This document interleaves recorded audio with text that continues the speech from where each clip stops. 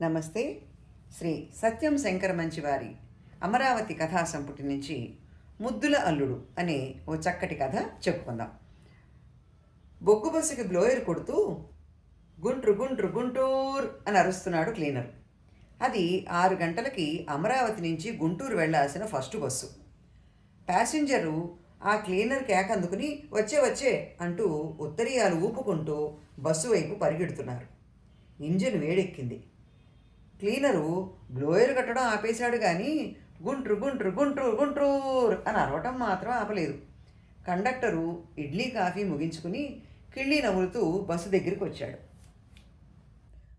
బస్సులోకి ఎక్కిన జనం వైపు తక్కువ జాతి వాళ్ళని చూస్తున్నట్టు ఓ చిత్రమైన చూపు విసిరాడు.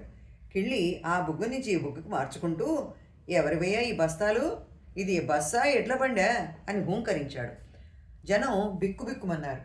సుబ్బయ్య, నావేనండి ఆ బస్తాలు అని జాలిగా అన్నాడు.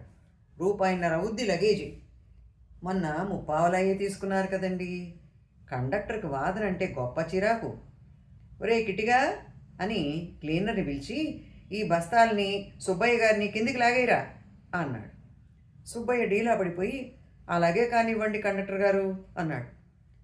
ఎవర్రా ఫ్రంట్ సీట్లో?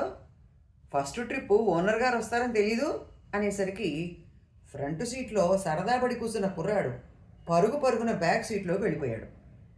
గుంటూరు ఎందరో చేతులెత్తండి అని కండక్టరు హుకుం జారీ చేశాడు. గుంటూరు ప్యాసింజర్లందరూ చేతులెత్తారు. సరిగ్గా చేతులెత్తండి అయ్యా, అన్నం తినరాలా అని దబాయిస్తూ అన్ని ఊళ్ళ ప్యాసింజర్లని లెక్కేసుకుని డబ్బులు వసూలు చేశాడు కండక్టర్. బస్సు కిటకిటలాడింది. ఊపిరాటం లేదు. డ్రైవర్ ఇంకా రాలేదు. జనం ఉక్కతో మగ్గిపోతున్నారు. ఎట్టకేలకి బీడీ కాల్చుకుంటూ తాపిగా వచ్చి నీళ్లు పెట్టలేదని, అద్దం తుడవలేదని క్లీనర్ గారిని బూతులు తిట్టి బస్సు స్టార్ట్ చేశాడు. బస్సు గుంటూరు రోడ్డు ఎక్కటానికి బదులు బస్సు ఓనర్ రామకృష్ణ ఇంటి వైపుకు బయలుదేరింది. రామకృష్ణ ఇంటి ముందు బస్సు ఆపి డ్రైవరు, కండక్టరు, క్లీనరు ఓనర్ గారింట్లోకి వెళ్ళారు. ఎంతసేపటికి ఓనర్ ఊడిపడ్డే. ఓనర్ భార్య కండక్టర్ని పొట్లకాయలు తెమ్మని పంపింది. డ్రైవర్కి, క్లీనర్కి అటక మీద నుంచి కట్టె పుల్లలు తీసే పని అప్పగించింది. రామకృష్ణ ఇంకా స్నానం చేస్తూనే ఉన్నాడు. బస్సులో జనం కొత్త ఉడికిపోతున్నారు. సుబ్బయ్యకి పెసల బేరం అర్జెంటు. సిద్ధాంతికి ఆలస్యమైతే ముహూర్తం మించిపోతుంది. పేరయ్య కోర్టు వేళకు చేరుకోవాలి. ఎందరికి ఎన్ని అర్జెంటు పనులున్నా బస్సు ఓనర్ గారి వీలును బట్టే బయలుదేరుతుంది. ఓ అరగంట అయ్యాక రామకృష్ణయ్య తాపిగా బట్టలు వేసుకుని బస్సు దగ్గరికి వచ్చాడు. వెనకనే బస్సు పరివారం ఉన్నాం. బస్సులోకి ఎక్కబోతూ తిరిగి ఇంట్లోకి వెళ్ళి భార్యతో ఏదో మాట్లాడాడు. ఈ మారు బస్సు ఎక్కపోతుంటే భార్య కబురు పెట్టింది. మరో 10 నిమిషాలు ఆలస్యం. ఎట్టకేలకు ఓనర్ గారు సీట్లో కూర్చోగానే కండక్టరు రైట్ అన్న కేక జనానికి గొప్ప హాయిగా వినిపించింది. 10 అడుగులు నడిచిందో లేదో ఫ్రంట్ సీట్లో ఉన్న ఓనరు ఓల్డాన్ అన్నాడు. బస్సు ఆగిపోయింది. ఇవాళ దావా ఉంది, కరణం గారిని ఎక్కించుకురావాలని తెలియదుట్రా వేధవల్లారా అని డ్రైవర్ వైపు చూస్తూ అన్నాడు. డ్రైవర్ సరాసరి బస్సుని కరణం గారింటి వైపు కొనిచ్చాడు. అప్పటికి కరణం గారు ఇంకా సంధ్యావందనం ముగించుకోలేదు. అక్కడ మరో అరగంట ఆలస్యం. జనం బస్సులో కూర్చోలేకపోతున్నారు. దిగితే మళ్ళీ ఎక్కనివ్వరేమోనని భయం. వెనక కూర్చున్న సీతమ్మకి కళ్ళు తిరుగుతున్నాయి. సీతమ్మ నిండు చూడాలు. ఆడబిడ్డ నోవు నోచుకుంటున్నానంటే తప్పనిసరిగా బయలుదేరింది. పక్కనున్న ముసలమ్మ సీతమ్మ అవస్థను చూసి మరచెంబులోంచి కాసిన మంచినీళ్ళు ఇచ్చింది. మరో అరగంటకి బస్సు బయలుదేరింది. ఆలస్యం అయిన కొద్దీ అర్జెంటు పనులున్న అందరు ప్రయాణికులు కంగారు పడిపోతున్నారు. బస్సు నరుకుళ్లపాడు దాటింది. ఎండ్రాయి దాటింది. బస్సు కుదుపులకి సీతమ్మ తట్టుకోలేకపోతోంది. లేమల్లే అల్లంత దూరాన ఉందనగా సీతమ్మకి విపరీతమైన నొప్పులు వచ్చాయి. ఆపుకోలేక పెద్దగా అరిచింది. అది గ్రహించిన అమరక్కలు బస్సు ఆపించారు. జనమంతా బస్సు దిగారు. చుట్టుపక్కల ఎక్కడా ఊరు లేదు.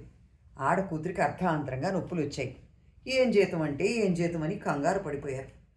ఇంతలో ఎవరో చెరువుగట్టున చెట్టువారగా తెర కట్టండి అయ్యా అన్నారు. పెట్టెలు తెరిచి చీరలు, పంచెలు కలిపి చెట్టున అడ్డం కట్టారు. ఎండ పడకుండా ఓ దుప్పటి పైన బిగించారు. చెరువుగట్లో ఈ రకంగా ఏర్పాటు చేసి కొందరు మగాళ్ళు పరుగు పరుగున పొలాల్లోకి వెళ్ళి మెత్తటి చొప్పకట్టల్ని తీసుకొచ్చి పక్కలా పేర్చారు. ఆడవాళ్ళు సీతమ్మని మెల్లిగా చొప్పకట్టల మీద పడుకోబెట్టారు. సీతమ్మకి నొప్పులు మరీ ఎక్కువైనాయి. హృదయ విదారకంగా ఏడుస్తోంది. దూరానున్న మొగాళ్ళకి గుండెలు అవిసిపోతున్నాయి. ఇప్పుడు వాళ్ళ మనసులో పెసల బేరం, ముహూర్తం, అందుకోవాల్సిన రైలు, కోర్టు దావా అవి ఏమీ లేవు. ఒకే ఒక్క దిగులు, ఈ ఆడకూతురి కష్టం ఎట్లా గట్టెక్కుతుందా అని. అందరి గుండెలు భారంగా ఉన్నాయి. సీతమ్మ ఏడుపులు, కేకలు ఎవ్వరిని నుంచోనివ్వటం లేదు, కూర్చోనివ్వటం లేదు. ఇంతలో చెరువుగట్టు వైపు నుంచి కెవ్వుమని పసిపిల్లాడి ఏడు వినిపించింది. అందరి ముఖాలు విచ్చుకున్నాయి. కొందరు ఎగిరి గంతేశారు. ఇంతలో ఓ ముసలమ్మ తెరలోంచి బయటికి వచ్చి మగపిల్లవాడు అని కేకెట్టింది. కొందరు పరుగు పరుగున పొలాల్లో కాపలా కాస్తున్న వాళ్ళ దగ్గరికి వెళ్ళి ఓ బాన తీసుకొచ్చి రాళ్లతో పొయ్యి చేసి నీళ్లు కాచారు. ఓనర్ రామకృష్ణయ్య బొడ్డు కోయటానికి తన మొలలోనున్న చాకు తీసిచ్చాడు. సిద్ధాంతి అప్పటికప్పుడే జాతక చక్రం వేశాడు. పిల్లాడికి స్నానం చేయించిన తర్వాత బస్సులో జనమంతా వాడిని ముద్దాడారు. చెరువుగట్టున పుట్టాడు చంద్రిగాడు అన్నారు. వాడికి ఆ పేరే ఖాయమైంది. చంద్రిగాడు అయ్య ఇంటా పుట్టలేదు, అమ్మ ఇంటా పుట్టలేదు. కానీ ఊరంతా వాడికి మామయ్యలే. మళ్ళీ బస్సు బయలుదేరింది. అయితే ఇప్పుడు ఊరి పేరు చెప్పగానే చెయ్యెత్తలేని మరో ప్రయాణికుడున్నాడు. అదేనండి అప్పుడే పుట్టిన మన చంద్రిగాడు. కథ సమాప్తం. మరో మంచి కథతో మళ్ళీ కలుద్దాం.